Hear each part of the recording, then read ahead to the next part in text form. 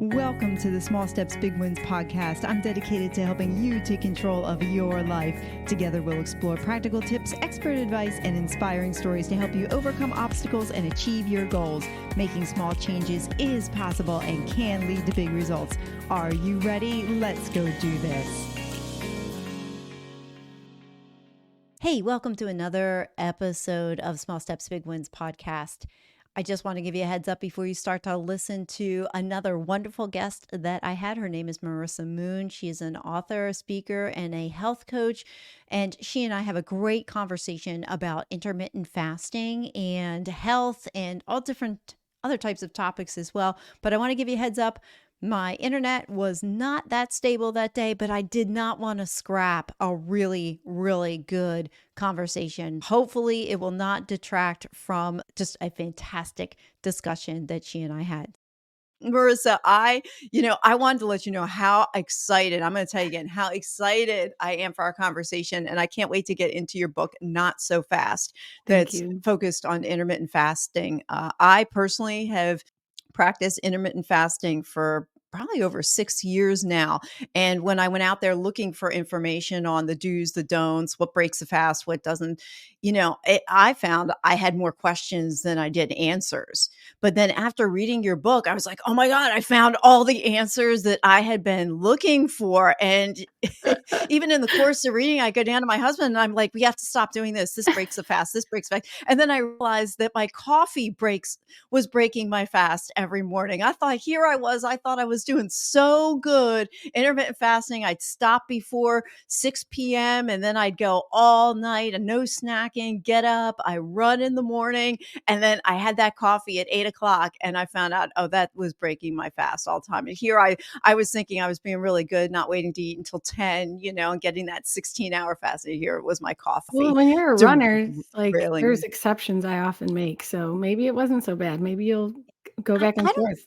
Yeah, I don't know. I mean, I didn't find I was hungry when I was done, and I'm kind of a low-key runner, so it's not like Cool. I'm, Yeah, it's not too it's aggressive. like I run my 2, like almost 3 miles, and then that's enough. It's enough to clear my head. It's enough to wake me up. It's not I'm not training for a marathon or anything like that. It's I get up and I go and I exercise. So, Yeah, but after reading your book, I was like, oh no, I'm throwing myself out of my fast that I wanted to achieve. So right away, I threw out the creamers. I did stop doing that stuff and just went with MCT oil, coconut oil, and 1 to 2 teaspoons of heavy cream. It's like I can't not do white in my coffee. I need something in there. So what I ultimately, and we'll get into it too, what I ultimately enjoyed about your book is that it's extremely comprehensive. It's easily digestible, and you go from common to specific. So even somebody reading it could probably fit themselves into a spot in your book because there's so many different variations out there, and your book gets into it too. Like, you have to take into consideration your history and your age, and there's just all kinds of things you have to take into. But I felt like your book just covered it all. Yeah. So before we dive in, I am just so interested to hear a little bit more of your background. Well, thank you. And I'm just pleased that you found the book so readable and informative. I've just been doing it a long time. So it really felt like I needed to share the nuance that I witnessed among coaching all my clients and just seeing in the industry. But I never imagined I'd be a fasting coach. I just love food. Cooking is a hobby. Food is a hobby in every sense of the word. And it didn't appeal to me at first. So if there's anybody listening and they're like, intermittent fasting is not for me, I totally understand that. And I've coached many people who are like that. But in my journey was unique. I didn't come to intermittent fasting for weight loss. I came to intermittent fasting with an open mind. Finally, once I was getting really frustrated with my brain around like the age 26 or so, I was diagnosed with ADHD.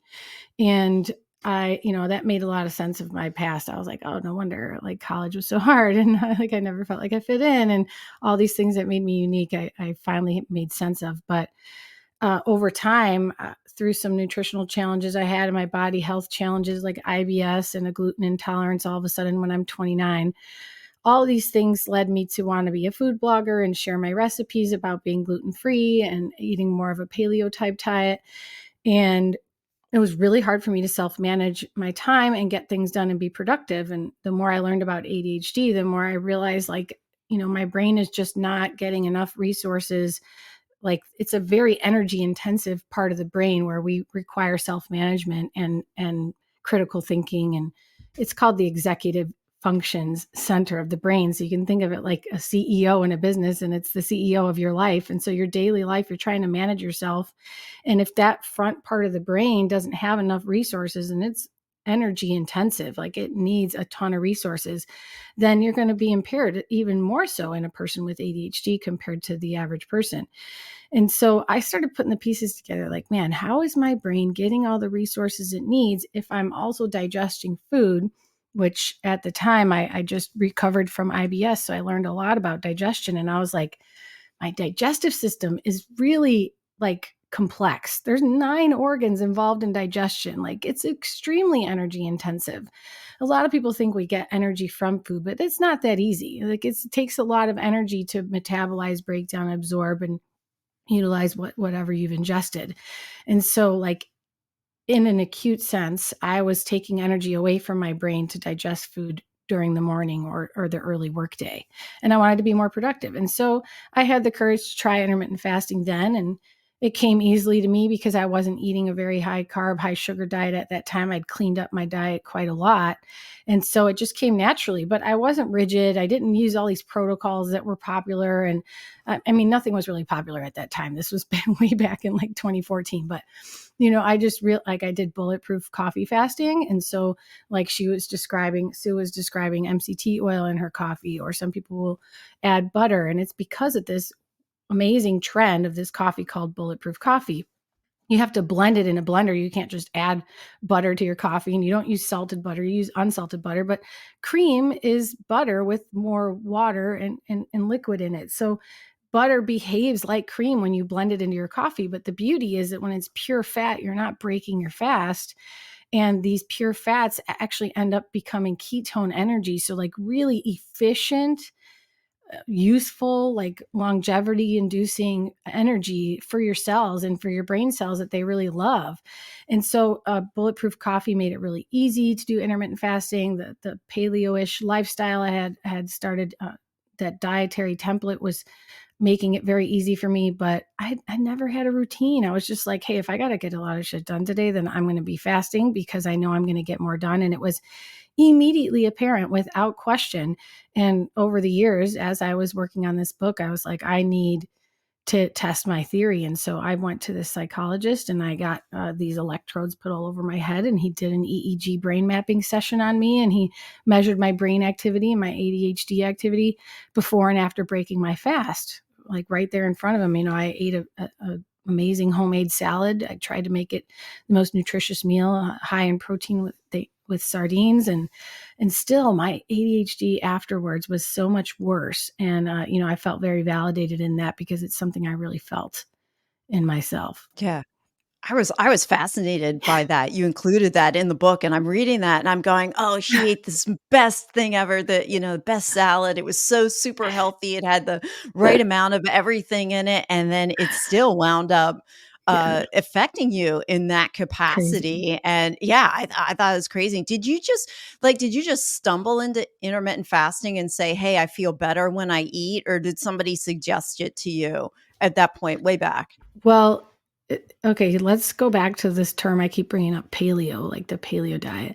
It's had a bad rap just because of the media, and like nobody really wants us to eat whole foods. They want us to eat processed foods. But See, junk, yeah. yeah, Yeah, I kinda look at the media, it's like if they're plugging something is really bad, it's probably really good for me. I should just go out and check yeah. that and make sure, where Yes, was the fact checker at that point, and yeah, yeah, exactly.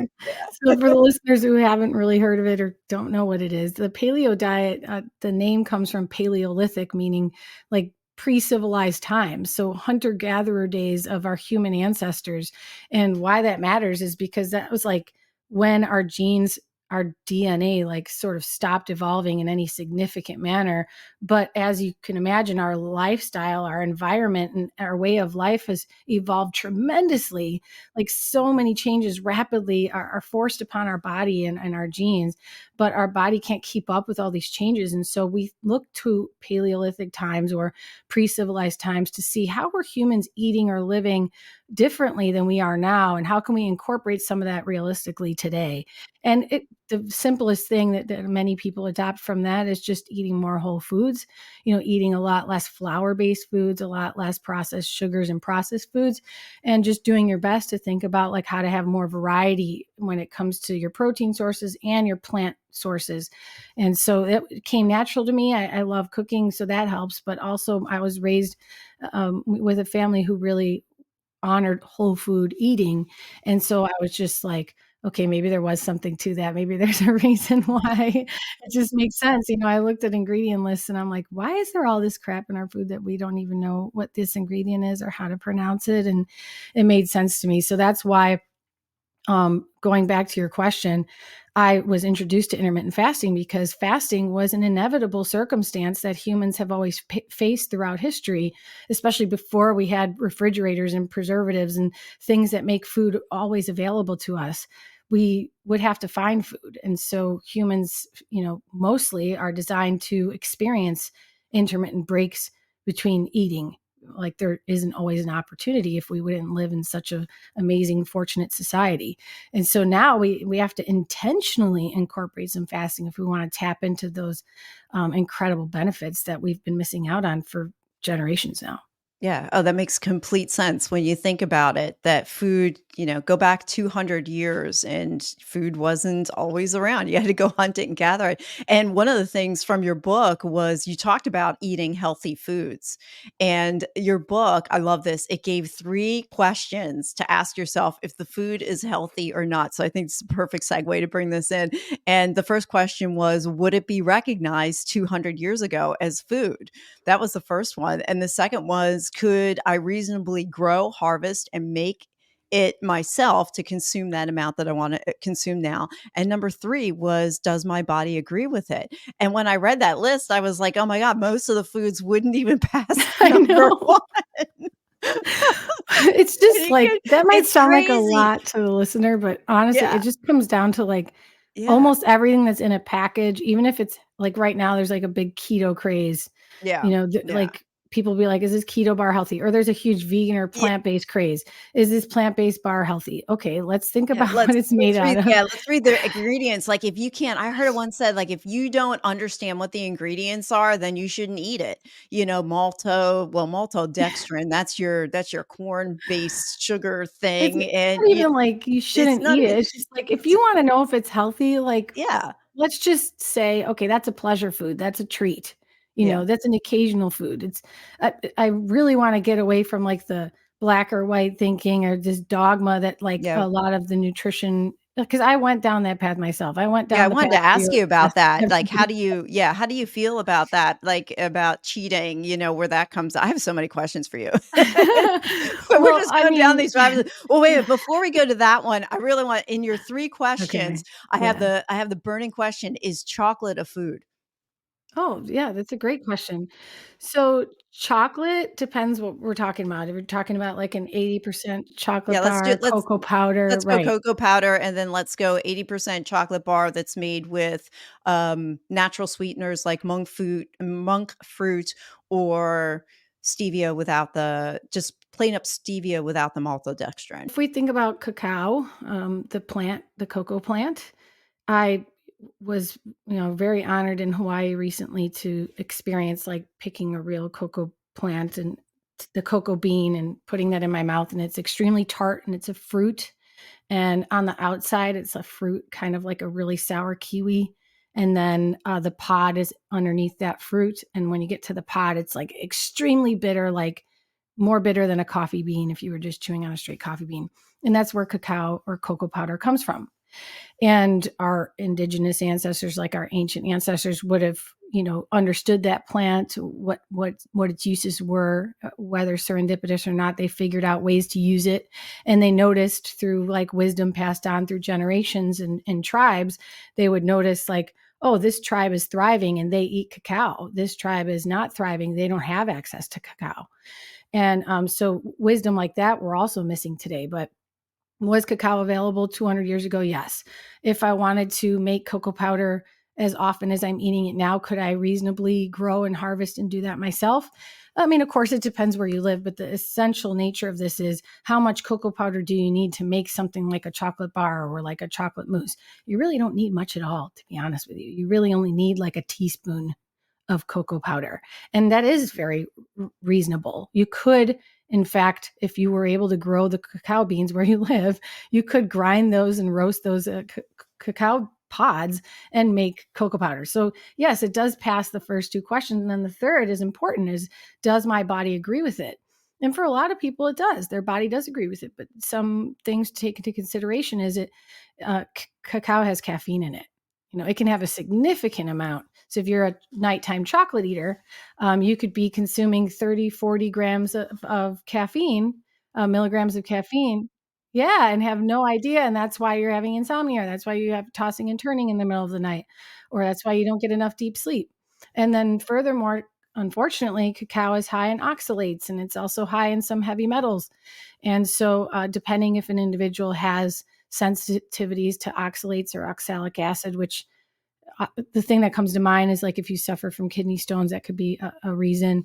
Or if someone is dealing with detox issues, like they might want to reduce their intake of cacao until they figure out where it's coming from. But other than that, most of us, yes, it does agree with our body. It makes us feel great, and that's why we love it. Interesting. Okay, I got one more food that was on the list that was in the book, and I couldn't figure out whether or not it was gonna pass the test, and it's almond flour. Right. So I was like, "I don't know, did they grind it up 200 years ago?" I know there were almonds around, like, just straight up almonds yeah, and they nuts. would. Yeah, yeah, So they can't, 200 that. years ago, they definitely had, they were, it was 10,000 years ago, the agricultural revolution began. And then it was like several hundred years ago that the, like mass production of flour began. And before that, they were stone grinding anything into flour. That was extremely common practice, but to what like capacity, and they would cherish that food that they worked so hard to procure. So if they lived somewhere where almonds were very, plentiful, bountiful, then this culture would be consuming a lot of almonds and almond flour related things. But that second question, could I reasonably produce as much as I'm at the frequency I'm eating it, is important for people who are suddenly trying to go low carb or go paleo or go gluten free, where all of a sudden now everything's made with almond butter, almond flour, and almonds and nuts and everything. It becomes this ridiculous quantity of nuts and nut flour that you're consuming that if you had to make that yourself, you really couldn't, because you wouldn't have enough time or enough resources to make that much. And so that's a sign like, is it healthy? Well, it could be, depending. Are you eating it and everything you eat? Is everything made from almond flour? Are you having almond butter and nuts in every single thing you eat? That's the time to look back and look at your situation and say, like, how can I incorporate more variety? I'm having too much of this one thing, because realistically, I never could have been able to make this much for me and my family to consume. Oh, wow. Okay, that's interesting. I didn't think about it that way because we do a lot of baking. Like I'll make I get paleo mix and that's pretty clean, and then we add almond flour and coconut flour, and then I make my 100-calorie muffin out of it. But then the way you're explaining it, it's like, okay, if I have one of them, great. If I eat 3 of them, that's probably not a good Well, if you eat idea 3 of because them, multiple times a week, like, think about yeah, how many almonds you would need to make that cup right, of almond flour and right. how much work it would take to make that. It's just this is It's just about very a interesting. perspective shift, Yeah. to Yeah, help yeah, you yeah. think about how lucky we are to have access to these foods, how Right. easy it is to just get almond flour by the bag or almond butter by the bottle. It's just so easy that we think it must be healthy because it's not gluten or it's not fill in the blank. Yeah. But Yeah. really, it's still a treat. Wow. Yeah. And it's amazing how we're marketed that it's healthy. Oh, it's just almond flour. Great. You could eat those almond cookies. Let's make almond cookies. Let's make almond pie. Let's make almond muffins. It's good to have a blend. I heard you mention like a paleo flour blend. Like any blend is going to be better, even if you are someone who's trying to eat plant-based, which in my book, I explain a lot of reasons why that's not my favorite route for a person to take. But if you're having a vegan protein powder, the ones you want to look for are ones with many different types of plant protein sources blended together, and bonus points if they're sprouted and organic. Because when we germinate a seed, which is essentially where all of your vegan proteins are coming from, the seed of a plant. When we germinate it or make it think it's going to sprout into a plant, it releases all of these nutrients to make it available to the plant to grow. But it also, recycles or metabolizes all these toxins. And so we're not exposed to so many toxins when we consume the plant proteins, which can be really hard on the GI tract or on our immune system. And so variety and blends of things are extremely beneficial and the way to go. Yeah, yeah, that's the one thing that I did get out of your book as I was reading. It was just variety, variety, variety, Yes. just making It's the name sure of that one of you're the not. chapters even. Yeah, I mean, it's just making sure you're not eating the same thing over and over again, and I fall into that trap where I just get into a routine, I eat the same nuts every day, I eat the same quantity of them, I have the same muffin every day because it's easy for me to go grab and I'm busy during my day, but it's understanding that in order for our body, which is just so complex, and your book talks about that as well, it needs variety because if you do feed it the same thing every day, it's just going to get you're going to get depleted in something. Let's go into the mindset weeds a little bit. And what are your thoughts and what role does the right mindset play around our food and then intermittent fasting? And how do you bring that into what you do when you meet with clients? Wow, there's so many avenues we can go down with this. The first thing is, I will say an important part of this conversation is perceived stress. I'd like to get to that. But first, let's talk about your nutrition story, your nutrition identity, like what type of relationship you have with nutrition, your ideas around nutrition. That's an important part of the mindset when it comes to making healthy changes in your life. Do you have this idea about nutrition? Like that's something I can't afford. That's something I don't have access to. That's something like only people with more time or money can do. Or nutritious food is boring. Eating healthy is boring. Healthy food sucks. Or it's not necessary. Is it really necessary? Like constantly contemplating, like I have this aunt who lived till she was 90 and she ate coffee cake every morning and had, chicken and waffles for dinner every day. Like, we all have these excuses in our mind that sometimes self-sabotage. And so understanding your nutrition story, like what tapes are rolling in your mind or what limiting like narrative is playing about nutrition in your life is important to understand because oftentimes that's just showing up as self-sabotage. A lot of people think that they are responsible, like I'm self-sabotaging again. I'll hear from clients. I know I always do this. I always self-sabotage. And it's like, let's talk about like where that's coming from. And I love the way I heard this one presenter talk about self-sabotage. And he explained it as it's your subconscious mind or your ego, like the voice inside your head.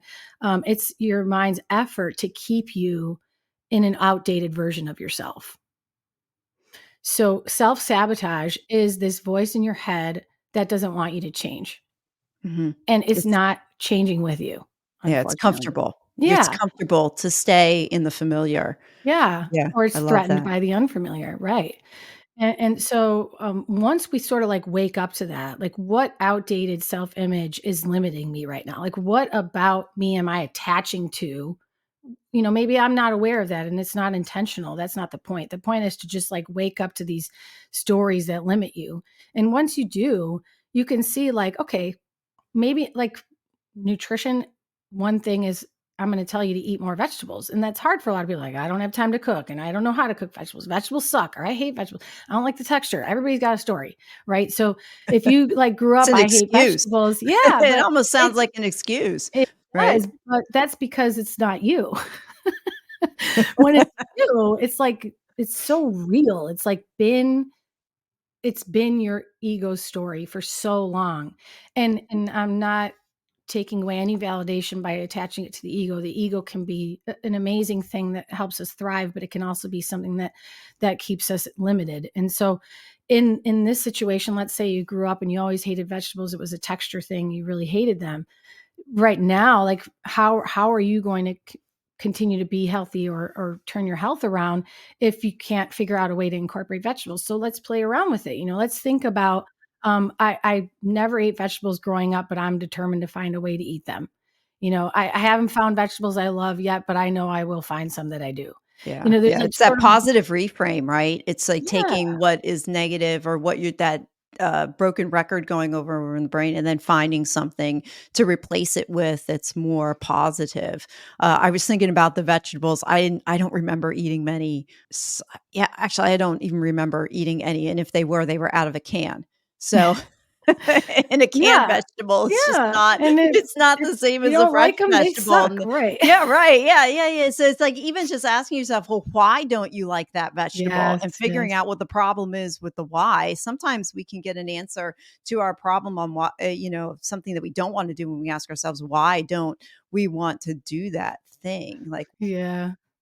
Especially if you talk to another person about it, it sometimes makes it, like, so obvious to you.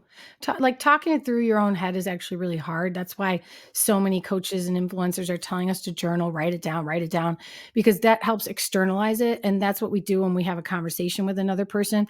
Like, if I'm talking to you and I'm like, "I hate vegetables," and you're like, "Why do you hate vegetables?" And I have to answer that to you, that's gonna be very different experience for me than just thinking in my head why I hate vegetables. It's gonna be completely different. A lot of people have these, like, huge epiphanies just talking to a coach, and the coach didn't even do a damn thing.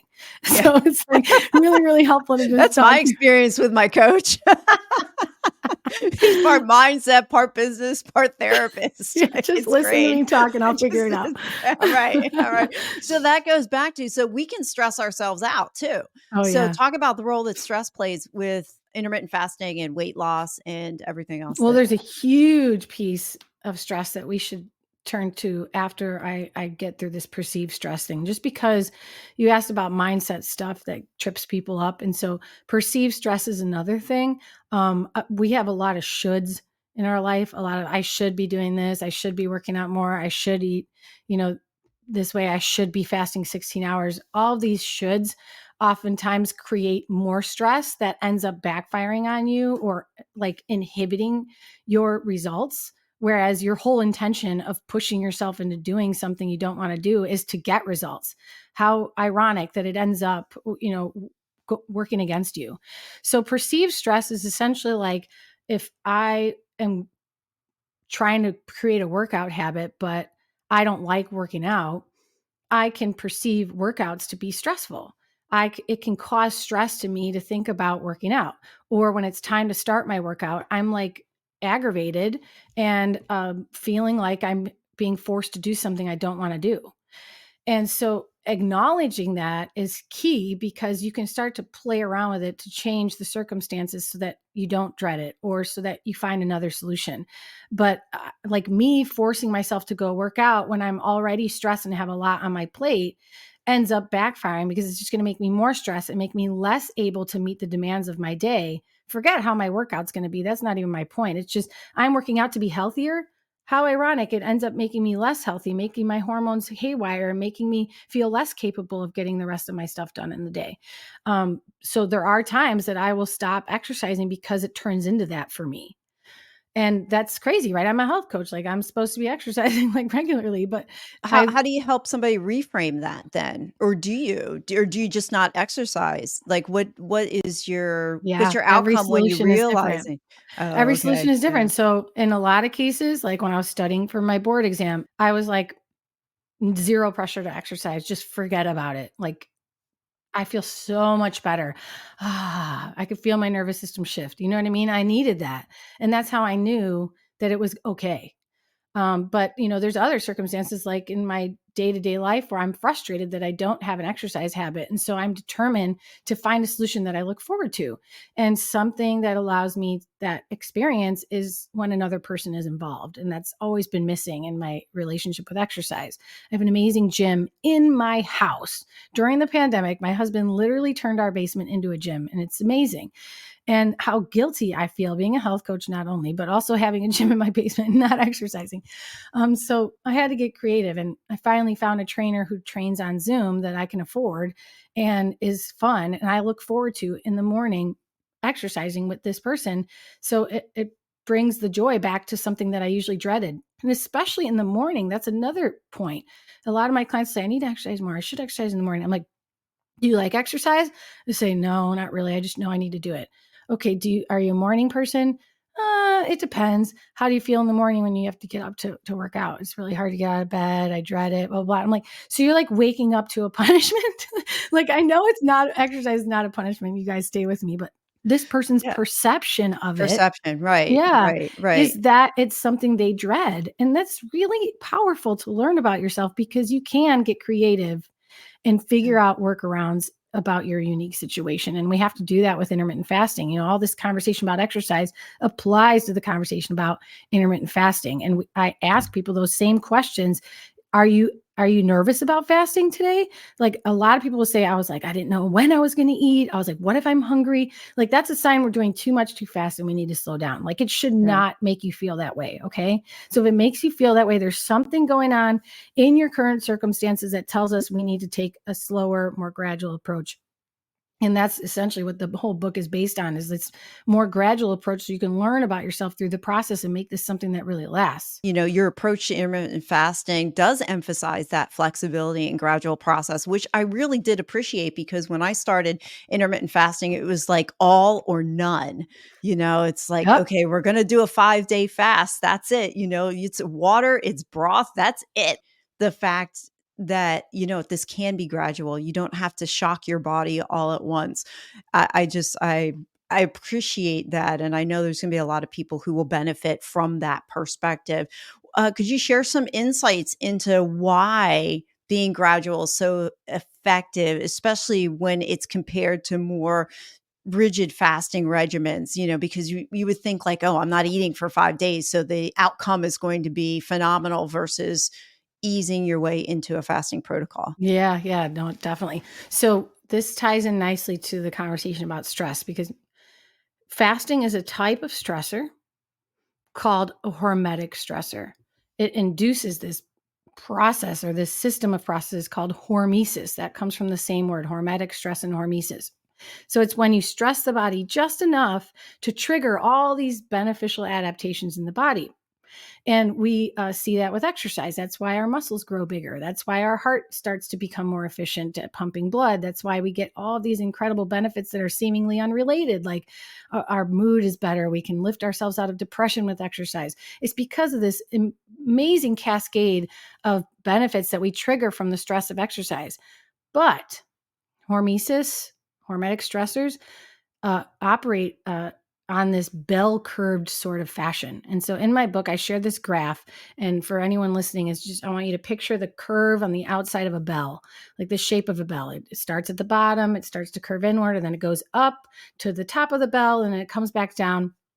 But what happens with hormesis is, I want you to imagine that top of the bell is like you're optimizing your benefits. The stress is going up, but so are the benefits. And you're really reaching the peak of both the stress and the hormetic response that gives you all these benefits. But when people push the stress beyond their body's current threshold, they start to see maladaptations. So they start losing benefits. They're like, why am I plateauing? Why am I not having energy? Why am I so hungry all the time? And then, God forbid, it gets even worse. They're injured, or they have a thyroid disorder, or they're all of a sudden not getting their period anymore. Those are the maladaptations that happen from them forcing too much fasting in their current circumstances. And this is far more common in today's hectic lifestyle than you would think. A lot of people have already been suffering with unknown, under the radar hormonal dysfunction, without a doubt. It's extremely common. And when I talk about hormones, I'm not just talking about sex hormones. That's immediately where everyone's mind goes, is she's talking about my estrogen or my testosterone or my thyroid. We're also talking about metabolic hormones, stress hormones, appetite hormones. There's a lot of things involved here. And so if we have a lot of dysregulation going on, a lot of imbalances going on that you haven't detected, and then we like force this fasting in there, you're going to be like, I'm doing everything right. How come the weight's not coming off? Or how come I'm not sleeping? Or how come I'm hungry all the time? And so essentially this is telling us why a lot of people aren't going to do well to just force themselves into a 16 or 18-hour fast coming from the lifestyle where they are currently at. We need to meet your body where it's at and train it for intermittent fasting. And whether or not you intermittent fast is truly not the point. We need to train your metabolism to work more efficiently. And right now it is stuck in a very, like self-sabotaging sort of cycle. It's like your metabolism is stuck in a way that is producing a lot of stress on your body. That's what we see in insulin resistance, which is like, if you can bet if you're obese and you can't figure out why, it's because you're insulin resistant. And among other things, it's not the only reason. I'm not saying that, but insulin resistance is so common. That's why at least a third of our population is now pre-diabetic or type 2 diabetic. It's because we are insulin resistant even as a young age, even as children today, because of the way we eat. We are just carbohydrate dependent. And that is a big problem with a lot of the nutrition advice we've gotten as a society. Our government and all of these leading institutions have been telling us to make grains the base of our food pyramid, right? To make that a staple of our diet. And how convenient. It's super cheap and it's super addicting, and our kids will eat it without blinking an eye. How wonderful. Let's just give them, white flour and sugar with everything, and they'll eat it. Let's Woo! sugar them up for breakfast before we send them off to school, and then we can't figure out why they don't pay attention in class. I mean, I Yeah. grew up during that. I was a kid in the '70s and '80s, and that was what they taught us. You had the food pyramid, and I went through that season where fats were bad. Oh my Yeah. gosh, it was like it, and then that's when all the Me too. fat-free stuff started coming out in like the '80s and the '90s. Oh my gosh, fat-free this, fat-free that. But then I had friends and people that I knew would say, "Oh yeah, I eat a complete fat-free diet," and they're 50, 60 pounds overweight. And I'm like, well, something's not computing Yes. here. Okay, if you're eating a fat-free diet and you're 60 pounds overweight and that weight's not muscle, it's Yeah. fat, where's that coming from then? And Yeah. there's a complete disconnect there that people don't understand. I think there's a lot more education out there now, but Yeah, that's now, that's what I thankfully. I remember. mean, this is why we ended up being taught, like, eating small meals a day, eating every 2 to 3 hours. That was their solution, these great institutions, that was their solution. Okay, so now we're carbohydrate dependent, and so in order to regulate our blood sugar, we need to eat more often. Yeah, So that I was their did that solution. too. I Yeah, did that for exactly. years, and I thought that was the way you were supposed to go, and I couldn't understand when I was sitting down next to my kids. I would eat something, and then a half hour later, I'd sit down next to my kids and story time to read you a story, and I couldn't stay awake. I was Mhm. literally head bobbing. I'll never forget one of Yeah. my kids, they tapped me on the side. They're like, "Mommy, wake up, wake up." I just literally falling asleep, and I never put 2 and 2 together, the connection between what I was eating and then really when I think about it, I was carb crashing. My insulin would Mhm. spike and then it would go back down again. You talked about metabolism, and if somebody's listening and they're like, "Well, I've spent decades, I think my metabolism is now messed up," and they kind of throw their hands up and go, and they believe or perceive that they can't do anything about it. What have you learned and found out about people who have metabolisms that haven't been functioning properly? Is there a way to turn that around and, make an unhealthy, quote unquote, unhealthy metabolism healthy again? There is, Oh, thank absolutely. I God. mean and I will say that, like, anybody who comes to me and thinks their metabolism's too screwed up, like, I know that they don't really believe there's no solution or they wouldn't come to me, you know? So, even the people turning to Ozempic and this huge class of drugs and semaglutide, GLP-1 agonist drugs, um, that they believe there's a solution. They're just not sure it's a natural solution or something they could do themselves without a drug. And that's perfectly understandable. Like they might have a history of trying so many different things and feeling completely stuck. And what my book challenges people with is to be patient with a very arduous, long process of turning your life and your metabolism around. I mean, we're trying to undo decades of damage. And for some of us, it's honestly like generations of damage because it's like really worked into like what we've inherited from our parents and what the way that they grew up, the way that we grew up. And it is something we're trying to mold and shape into something completely new. And your body has so many broken systems when it's at this point. Often it's just so many complex layers of intricate, like messed up stuff that have been like quietly sending you signals like why that's why your bone spurs keep acting up, that's why your plantar fasciitis keeps acting up, that's why you're losing your hair, that's why you can't tolerate your kids tapping you on the shoulder when you're on the computer, that's why you don't have time to make any food, that's why you keep forgetting everything. There's just like a million subliminal messages your body's been trying to send you that you just think is part of life because you're getting older or because you're a woman or whatever.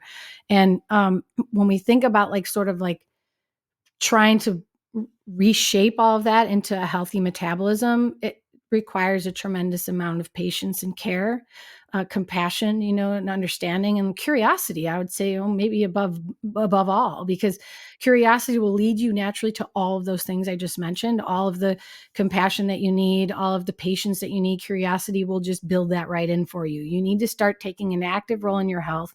You need to start making your health your hobby. You have to start asking questions. Why is this happening and what can I do about it? And if that didn't work, what are other people doing about it? And if that didn't work, is there a way I could do it differently this time? Who do I need to get in my life to make this easier? What do I need to learn that I haven't already? And like, what other experts can I bring into my circle that might have a different point of view from these experts if this stuff isn't working? I mean, I'm not telling you I have all the answers for you. I'm just telling you I have a system that is going to help you ease your way into a different metabolism. And with time and patience and curiosity, you will absolutely get there. I've seen it so many times. It's just a matter of when. Wow. How long do you do, like, on average? I know everybody's situation is different, but how long would you say it would take an average person for their metabolism to kind of get back into normal? Well, if you already have type 2 diabetes, it's like a different situation. Pre-diabetes or type 2 diabetes, we're going to be fighting a steeper hill. Like the battle is going to be going up a steeper hill. With some of my clients in that position, it requires them to eventually work their way into 24-hour fasts or higher, or a very strict ketogenic diet with shorter fasts. And they will usually take years, with that lifestyle, unless they're doing longer fasts. So if they're going more aggressively, like they're still training their body for fasting similarly to how I teach in the book. Okay. But they're not like stopping with this like intermittent fasting lifestyle. They're more so like, okay, I know I need to do some 72-hour fast to like really start to clear the excess glucose in my bloodstream, because their body is not able to clear that glucose naturally. Like the insulin's just not working. It's not, their cells are not listening to insulin. Their insulin resistance, that's what it means. And so for them, they need more drastic measures. They have to start doing those longer fasts. And if they're not willing to or interested in, that's fine. And it's going to take them longer. It's going to take them years, because they're going to try to do a ketogenic lifestyle, an OMAD, or 18-hour fast, and you will get there. And there's lots of rewards along the way. You're not like waiting for 3 years. Like you feel amazing, your blood sugar is going down. A lot of them will wear continuous glucose monitors, which now you can get without a prescription. It's an amazing time we're living in that you can have this valuable information. And some of my clients that are most dedicated are wearing this device because it's showing them like, even though I really wanted that sandwich, it's not worth it, because now look what it did to my blood sugar. And now look how high my fasting blood sugar is again. Whereas before I was starting to see all these improvements and I was feeling so great and my cravings were gone. And so it's really like this incredible process of learning to get to know yourself and your body and how it responds and how it evolves over time, because it is adapting. It's just adapting to what you put in, good or bad. And so you're going to see it adapt favorably and unfavorably according to the choices that you make. And that's empowering. Yeah, I guess it's one of those things. I think, well, first of all, that's really good news to hear, especially for those who are pre-diabetic or have type 2 diabetes. And we have to, like you said, give grace to ourselves. We have to remember it took us a while to get to that place wherever you are. It's going to take a little while to undo it as well. So I'm in the pre-diabetic zone, so I come from a family that has a history of diabetes. But Mhm. what's interesting, I could see somebody hearing that and say, "Oh, it's gonna take 2 or 3 years," but when you put it on the proper time horizon, if you're in your 40s and you're pre-diabetic or you're diabetic, if th 3 years of your life is nothing compared to the fact that you have 30 or 40 more years ahead of you and how much healthier you're going to be, and you're gonna be able to Oh enjoy my those god. grandkids, you're gonna be able to have a quality of life when you're in your 70s and God willing, 80s or even 90s that is more worthwhile, that higher quality of life. It's funny, I had an aunt who lived to 101. And Whoa. yeah, she was 101. That's She passed away incredible. yeah, she passed away a couple of years ago, and she ate it was funny, you mentioned before about eating, the Coffee cake. yeah, I don't think she had that, but she ate, like, every day, it was the same thing. It was, like, 1 egg, a small cup of yogurt, bread and butter, and something else, That's and so cute. I remember talking to her when she was 100, and she says, "Well, what the hell? I'm 100." Like, I mean, I'm the gonna thing eat is, whatever I want, it's but so hard but too, it because like, but how it do you was not compare yourself to her? yeah, But but you times are know what's different. interesting? You know what? Yeah, you know what? I remember having a conversation with my grandmother, and she's been gone now, at least a decade. So I want to say the conversation took place way before that, maybe 15, 20 years ago. But I asked her, I'm like, Grammy, like, did you have canned vegetables when you were a kid? Like, what did you do? Because we grow up now, like you said before, we take for granted the fact that we have food accessible to us literally Mhm, 24/7 if we mhm. want it.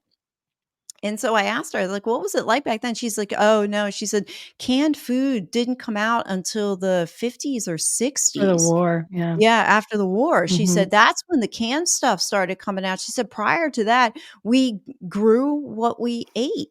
There was nothing, I know, and and that was what it was. not that They're like, long she's ago, like yeah, it wasn't. She was born in her, my grandfather. My grandfather was born in 1918. She was born in 1923, and so yeah, you go back that and that generation, they grew their food and everybody Yeah. had a garden, and there was So a she local didn't grow up supermarket. on packaged foods and coffee cake. No, I know my no, it grandmother, wasn't she's, until like, years and years 90, yeah, it and wasn't until she's years later, loves yeah. packaged processed foods because they Oh, didn't yeah. have that for most of her life. Well, I grew up And as me growing up as a kid, I mean, we grew up with, a bowl of I remember eating 3 bowls of I cereal know, with me milk too. for breakfast, Me and too. that was and we had crispy, greasy pancakes on the weekend, and my parents would go get donuts at the local bakery, and, we'd have 2 or 3 donuts on a Saturday morning, and that was a treat, and, of course, I look back at my pictures, and I'm like, "Oh, okay, that's why I was an obese fat kid back then," 'cause Well, we I'm didn't know so any curious better. now you've really turned your metabolism around. If you're able to I did. run Mhm, in the morning 14 plus hours into your fast, like, we mhm. already know that you're metabolically healthy, congratulations. Thank you. But, so you're not still pre-diabetic, I would like to say. I'm guessing. Do you test your blood sugar regularly? I do, it's funny, I went last year and what's the one, the A1C, I think it is, that Mhm. they test for. So, Yeah. 2 years ago, I think it was like Oh, great. 5.4, and then last year it was ticking up, it went to like 5.8 or 5.9, Yeah, something but, like I mean, that. under 6 is great, under Yeah, 6.2 is yeah. even I mean, still good, but I also have, like, a 15-year history of eating disorders. So, like and that was in my 30s and 40s, and I started running, and there's a whole ball of wax. That's Mhm. why I was wondering about the metabolism because as now I'm 52, and I find You look I'm great. having a tough time losing that last couple of pounds, and I'm like, "Okay," as I Runners dive ru more into it runners deal with that a lot, just so you yeah. know. Your body is, like, holding onto that fat to meet the demands of the run. You're probably gonna have to do more resistance training or weightlifting and eat more protein. Yeah, yeah, and after reading your book, that's the conclusion that I came to. Now I gotta change some things around a little bit, or that's why I can't lose that last 5 pounds. You look Or amazing, when I though. do, I have to do it thank you. Um, when I do, it has to be drastic.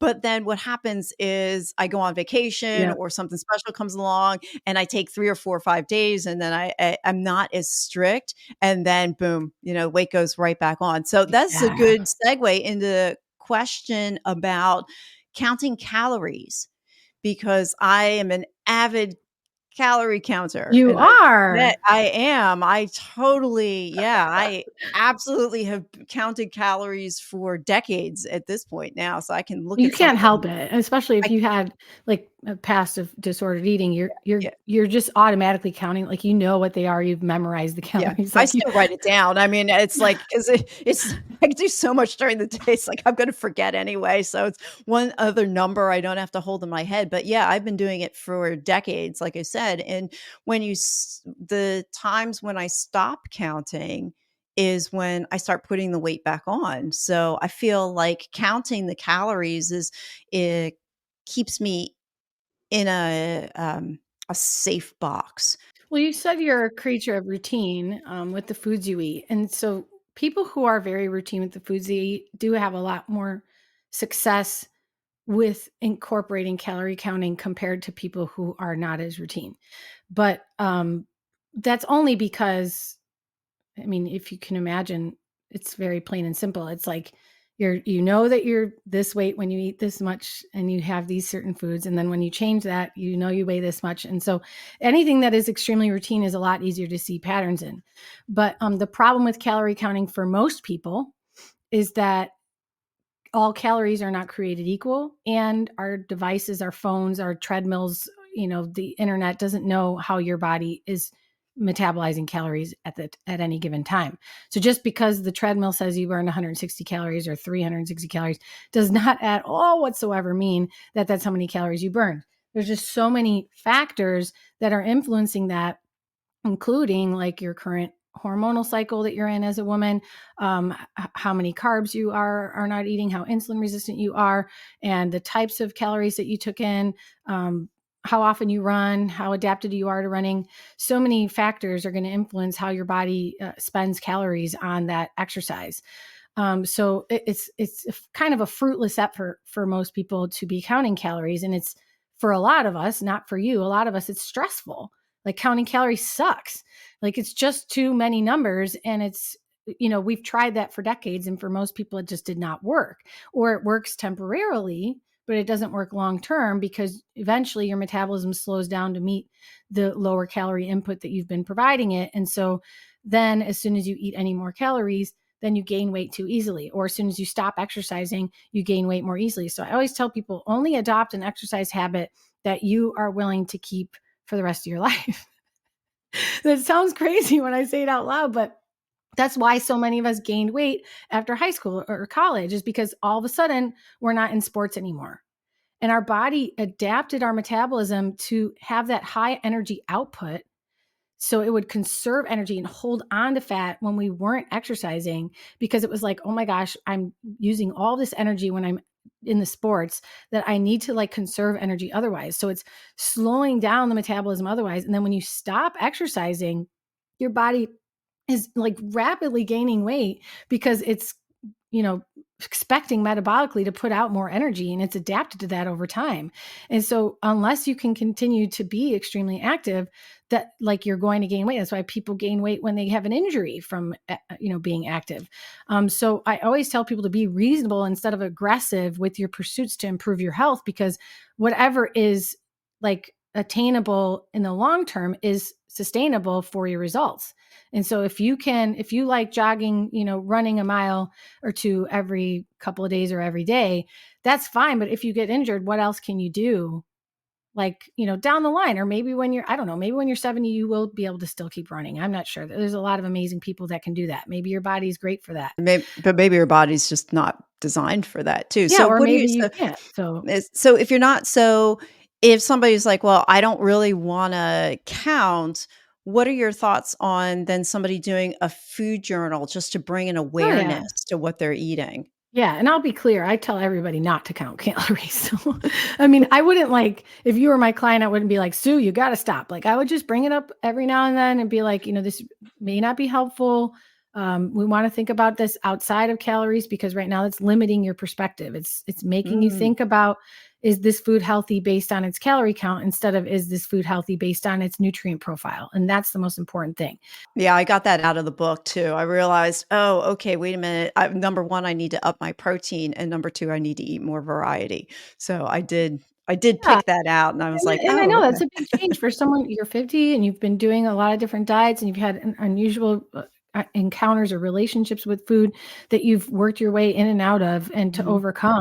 And so, this is important for your stage, to be allowing yourself, like, for curiosity to lead you. Like, what are some foods or variety that I've been wanting to incorporate but haven't yet? Or what are some ways that this does appeal to me? Because you deserve that. And it absolutely will be more fruitful and more helpful in the long run if you're doing something that feels intrinsically motivating to you. So, Yeah, that's good for anybody to hear, really, because it's kind of freeing to me now to say, okay, let me go and explore some of those other foods that I didn't give quote unquote give myself permission to go explore, and they're healthy for me too. So I was reading in your book that you are a certified food addiction coach, and I had never heard that term before. So I was very curious, what constitutes a food addiction, and how do you coach around that, and what is that certification? yeah, so there's an incredible woman, Shelley Ann McKay, who started the professional food addiction coach certification training program, among many other amazing coaching programs. But she, as herself, is someone who formerly was suffering with food addiction, and as she would describe, like any other addiction, it's something you are challenged with for the rest of your life. It will always be there underlying your day-to-day experiences with food. And that's what makes it one of the most challenging addictions to live with, is because, like, alcoholics will often say something similar. It's just so ever present in our society and the way that we live, and so acceptable. Food, especially, like, let's forget about the alcohol conversation. Just think about how food is something we use in day-to-day interactions with every single person. Even a stranger might be offering you food, and you're at the bank somewhere where food normally isn't, and there's a bowl of candy there. And your office, you might bring a healthy meal, but somebody might offer you pizza or brownies that they made. And so it is extremely challenging as a person suffering with food addiction to overcome that for the long term, because there's just constant temptation. So food addiction is not, I guess, in the diagnostic manual yet. So it's not like a nationally recognized condition, but it's getting there. Like, even Yale has a food addiction scale assessment. It's called the Yale Food Addiction Scale, YFAS. And there's a ton of research in this category, because we do have proof in human studies that ultra processed foods, for instance, these new versions of processed foods that are no longer resemble the ingredients from which they originally came, or the food that they're supposed to be designed to mimic. Like, for instance, you might have a strawberry Kellogg's breakfast bar, and it doesn't even have any strawberries in it. It just has strawberry flavor, which is an artificial strawberry flavor that they made into a lab. So that's an example of an ultra processed food. Like, it's no longer at all a food, but it's disguised as a food. And they're literally engineered by teams of experts and scientists who measure something called the bliss point, for instance. And the bliss point is, like, how can we optimize the pleasure that someone experiences from eating this food, so that they want to continue eating it and think about eating it when they're not eating it. And that's just like the most layman's way for me to explain it. But they are able to capture, like, what texture, color, taste, smell, and flavor, of course, the nuances of the sugar, the fat, the acid, the salt, like all of those things, the textures especially, and the colors, which is why artificial colors are really big in this society, is they've mastered that in a laboratory to determine what's going to make Sue not be able to stop eating this and want it every time she sees the box. And so this has led to this, like, increasingly, like, booming growth in people suffering from food addictive behavior, which means they're not sure why they can't stop eating, but they can't stop. They have shame related to their relationship with food. They often will eat and suffer in privacy. So when nobody's home, that's when they're binging. Or, they eat to the point where it's detrimental to their relationships or to their self-worth or to their health. And, there's a lot more to it. I actually went to become certified in that in order to write this book, because I know as a fasting coach, we attract fasting attracts a lot of people with a history of eating disorders, because it just makes life easier for someone who's had a difficult relationship with food. It makes life easier to not have to think about food and to fast instead. Yeah, But I would agree. yeah, so you probably can relate. But for someone who's obsessed with food and loves food and did not have a history of disordered eating in that way, I still, I think, was in the makings of uh, some sort of disordered eating or food addiction, because before I learned about carb moderation, carbohydrate reduction, and paleo and all of that, I was an overeater to every sense of the word. I just didn't have binge behavior. So binging and overeating are different in that binging is an abnormally large intake of food quantity in an abnormally short period of time. Whereas overeating could be like, you're just eating and eating and eating until you're stuffed and you're not sure why. And you just, it goes on for hours. And that was me. It's a very like Italian thing to do, especially in Italian Americans. There's just like food is a celebration of life. And we're just so fortunate to have so much. And that's how we show love. And that's how we hang out. And that's how we socialize. And so it was cute to everybody in my family. Look at this little girl. She never stops eating. It's just like she never stops. And to me, it was like I'm just eating and eating until I can't breathe. I literally unbutton my pants and I go, I can't breathe. I'm so full. And it was just like this. That's automatically what would happen after any good meal. I can't breathe.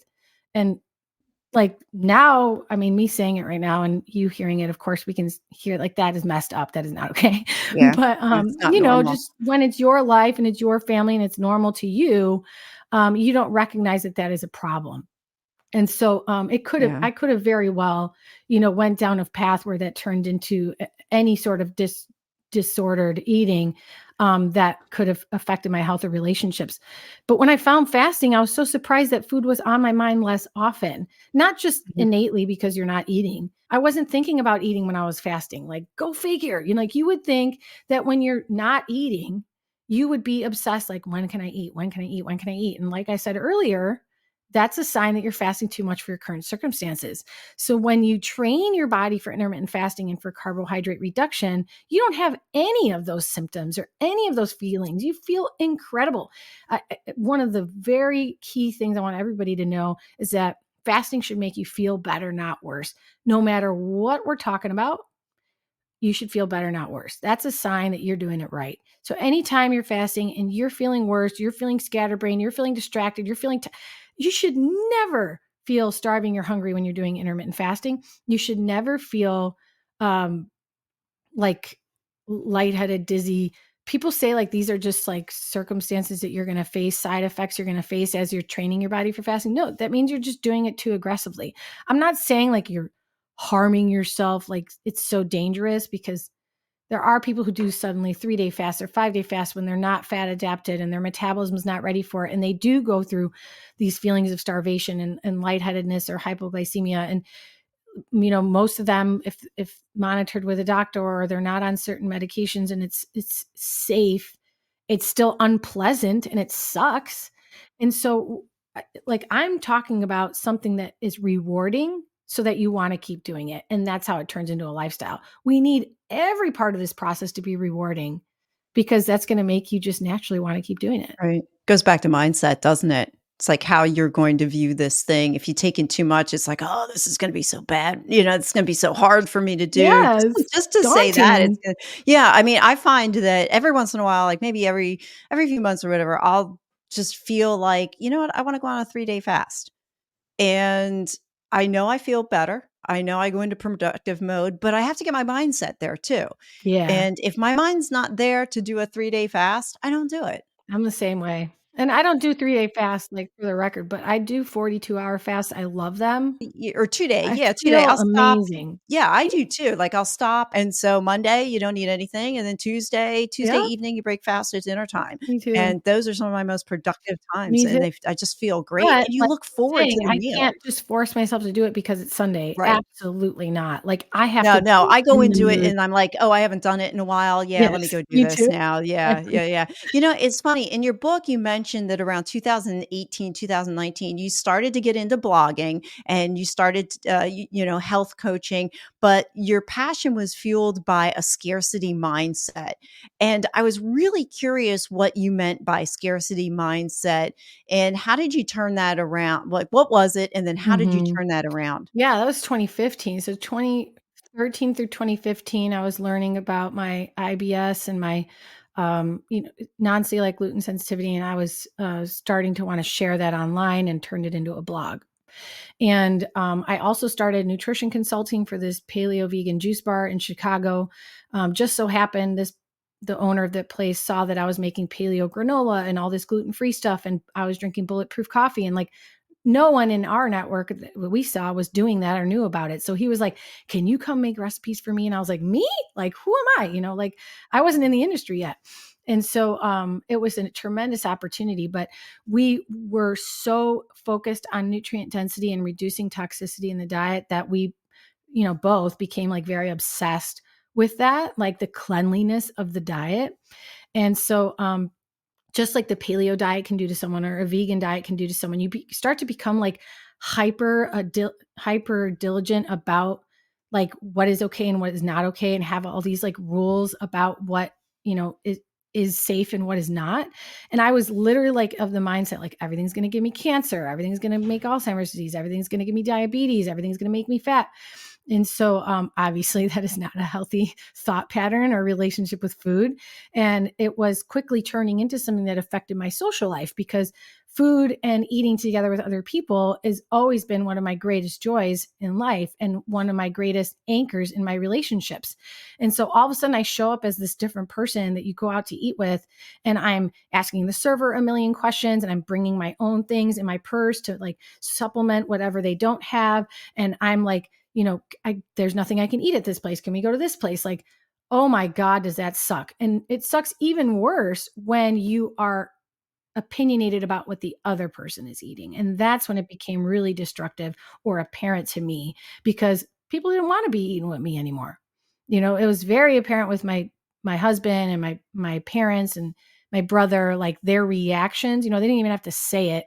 My husband did say it. He was like, it sucks going out to eat with you. But That was my other experience people, too. yeah, you Because get it. I I'm am the gluten same. intolerant. I went decades, didn't eat gluten, stayed away from it, felt much better. But yeah, it was always a challenge to go out. And my ex-husband at the time, he was a big foodie and he didn't give a shit. He just ate whatever he wanted. And here I am trying to, not eat whatever I wanted. Yeah, it's hard. It's hard. And Mhm. yeah, so I can see where a scarcity mindset So would it just was kick the in. scarcity Yeah. part was Yeah. like, everything is going to kill me or give me cancer.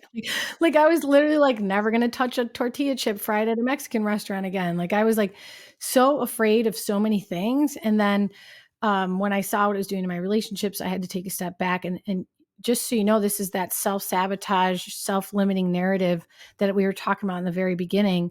I had this story that was, you know, working against me. This story of like, I need to eat as clean as possible. We all need to eat as clean as possible, or we're going to get sick and die.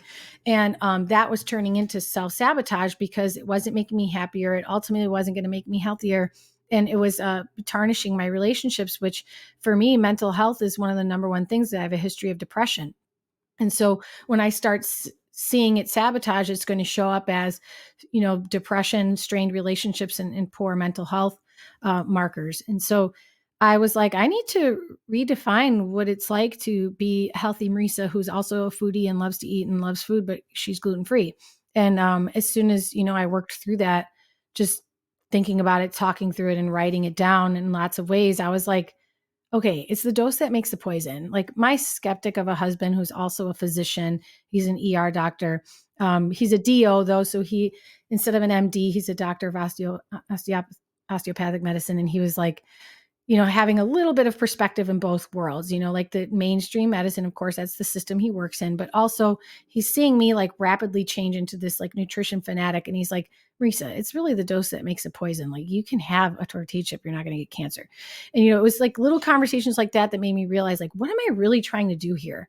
Like the last thing I want is to turn people off from the recommendations I'm making. The last thing I want is to like push them further or create more resistance in their ability to change, or their open-mindedness about what I'm presenting. And so I had to take a step back and say, like, I can be a foodie who loves to eat. How often do I really go out to eat? How often am I really at a restaurant or at a Mexican restaurant or fill in the blank? Like, it's at the time, it was literally like maybe twice a week that I was at a restaurant with other people. And then, the rest of the time I'm making my own food and everything is healthy. Does that Yeah. even Well, like, you're an inspiration. Yeah.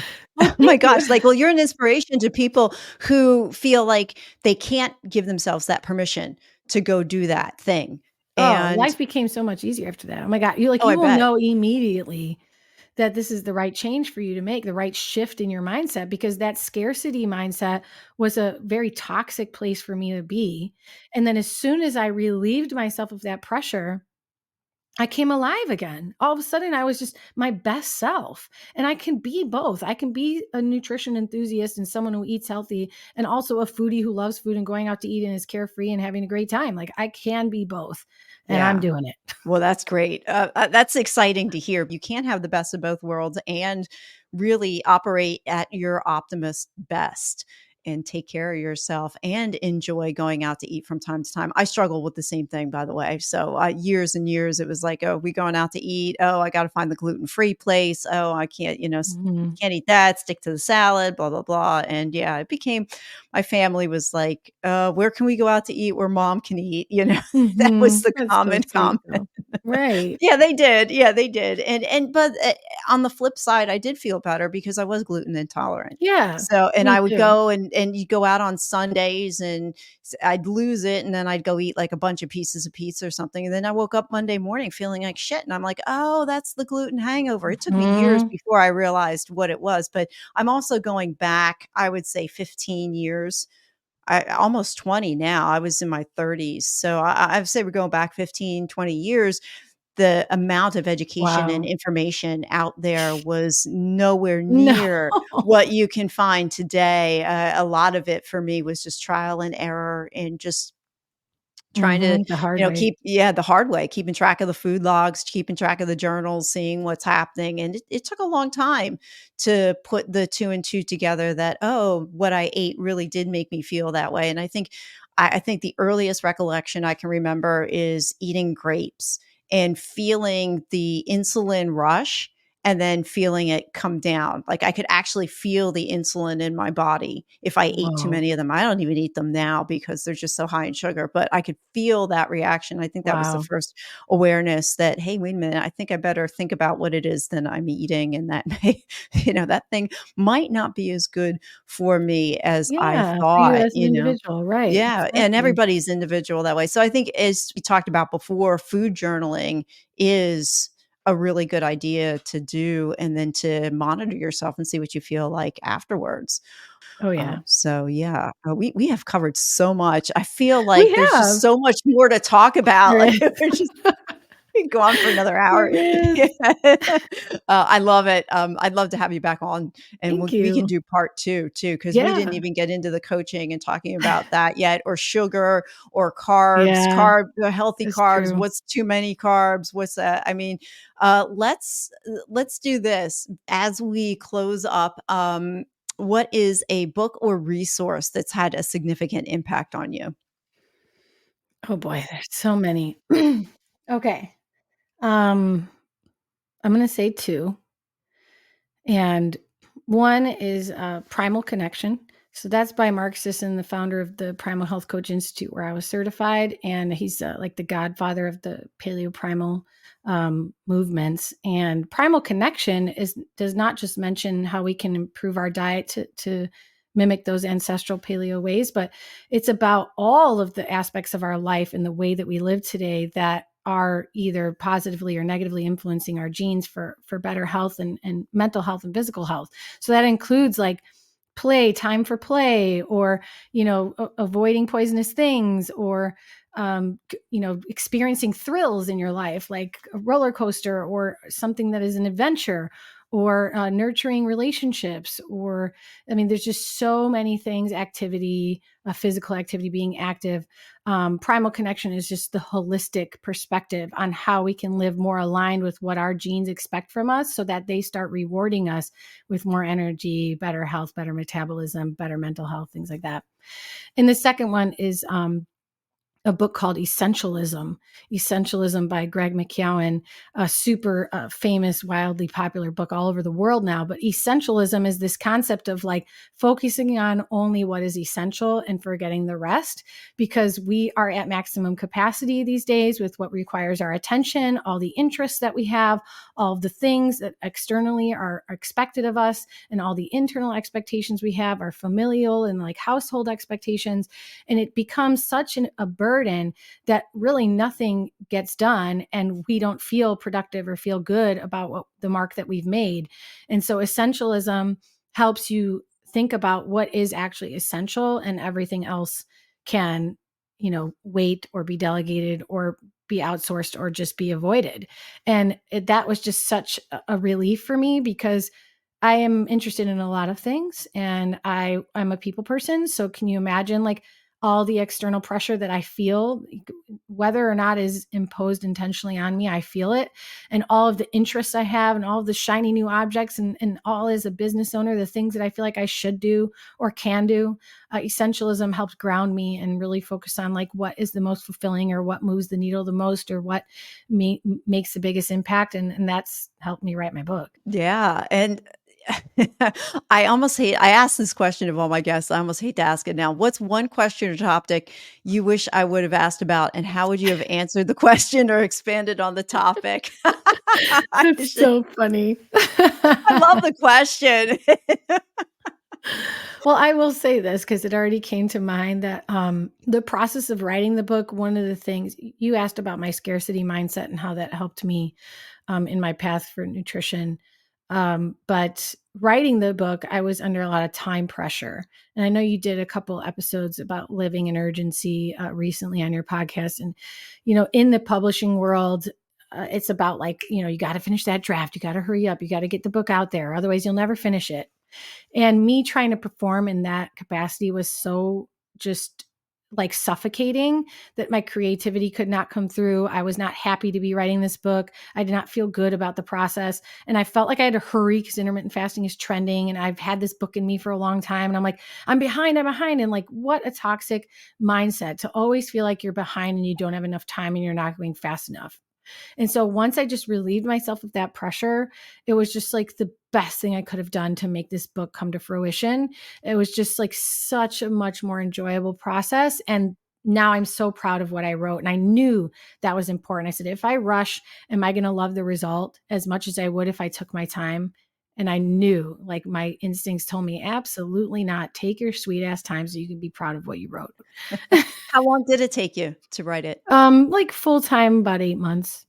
Oh, wow, okay. I am in the process. My book I wrote my book in under 2 months because it just Awesome. fell out of me, and it's in the second round. Actually, I just got it back from Amazing. the editor, so I'm ready to go That's back and amazing. take a look at it again. Yeah, it's about my coaching experience and how coaching with my coach really moved the needle for me, and the importance of coaching, and through what I experienced as post-traumatic growth. And so Awesome. it was neat. Yeah, it was I would say it was probably 3 or 4 months in the making before I officially put pen to paper. But as soon as I did, like you were talking about, when you take that pressure off of yourself, whether it's with food, whether it's with journaling, whether it's with relationships, whether it's with writing a book, whatever, when you remove that urgency and you remove that pressure from yourself, creativity has more opportunity to flourish. And like you said, it's a lot more enjoyable to do it that way. Yeah, yeah. So as we close, what is one small step that someone can do today that's gonna help them change their tomorrow? Well, there's lots of small steps that you can do to change your tomorrow, but I think for anybody, just fixing your sleep, and that may not be a small step, but the small step would be to observe your sleep to track it in some way so that you have some objective information that you can't hide from anymore. If you're suffering from insomnia, that may not be the best place to start, because tracking can induce more insomnia because you realize you're suffering worse than you imagined. It's probably But something else underneath that yeah, insomnia but that you have to that figure out first step first. there would be another resource. Like, whoever's prescribing your medication for the insomnia, like, that's not your only resource. Like, if you've read 6 articles, those are not the only articles out there. If you have tried 2 supplements to improve your insomnia, that's not so the first next step is trying something new, trying something different. And for most of us, the step is to start tracking your sleep. Well, Marisa, how can people find you? Yeah, for And anybody still listening out there, maybe we could break this into 2 episodes. That might be I could come back too, but I'm no, saying no, you no, I might want you to come back. No, this is cool. No, I'm I would definitely listen gonna all come the way back, to the but end. Yeah. Oh, I no, know, no, but no. some I people like to see put the it, even time though and it's they always in the notes, I find sometimes when I hear guests say it, I'm like, "Oh, okay. Yeah, that makes more sense too." So that's why I always Yeah. ask. No, they can find me on Instagram at Marisa_Moon_. Somebody took all the dots. So it's Marissa Moon. I'm on MarissaMoon.com. And Marisa is like Marissa, but with 1 S. So it's Gotcha. Marisa, and moon like the moon in the sky. So Nice. MarissaMoon.com, Not So Fast, The Smarter, More Gradual Approach to Intermittent Fasting, Benefits That Last. That book is on Amazon bestseller. I'm really happy to report that. And I'll be working on the audiobook soon. So hopefully by fall 2024, I'll have that out. Oh, awesome. Thank Marisa, you. thank you for the gift of your time. This has been amazing. And yes, you are coming back on You're welcome.